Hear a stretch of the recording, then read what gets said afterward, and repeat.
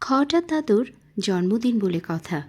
এই দিনটি তো ওদের জন্য স্পেশালি, সাথে আমাদেরও।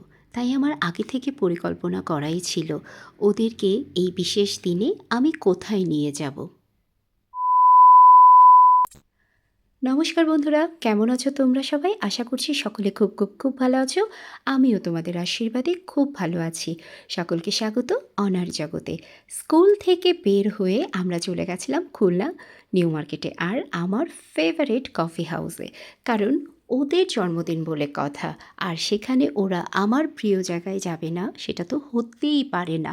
প্রথমে ঢুকেই আমি ওদের সাথে দুষ্টুমি করা শুরু করে দিয়েছিলাম, আর ওরা একটা কথাই বলছিল, দিদি ভাই কালো কালার তোমার ফেভারিট না? হ্যাঁ, এই রেস্টুরেন্টের ডেকোরেশনটা আমার খুবই পছন্দের।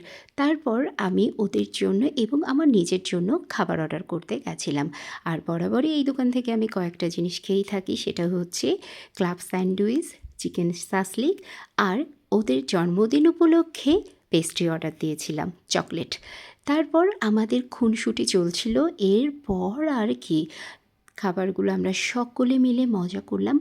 বার্থডে বয় অ্যান্ড গার্লের জন্মদিনের খাবার, তাই আর দেরি না করে খাবারগুলো আমরা খেতে শুরু করে দিয়েছি। তারপর ছিল ওদের জন্য কেকের ব্যবস্থা। আর বরাবরই এই দোকানের কেকটা আমার কাছে অস্থির লাগে। শুধু ওদের জন্মদিন বলে ওরা কেক খাবে সেটা কি হতে পারে? সেটা তো মানা যায় না। এই জন্য আমিও একটু কেক খেয়ে নিয়েছি। তারপর চলে গেছিলাম ঝাল ঝাল সাসলিকে।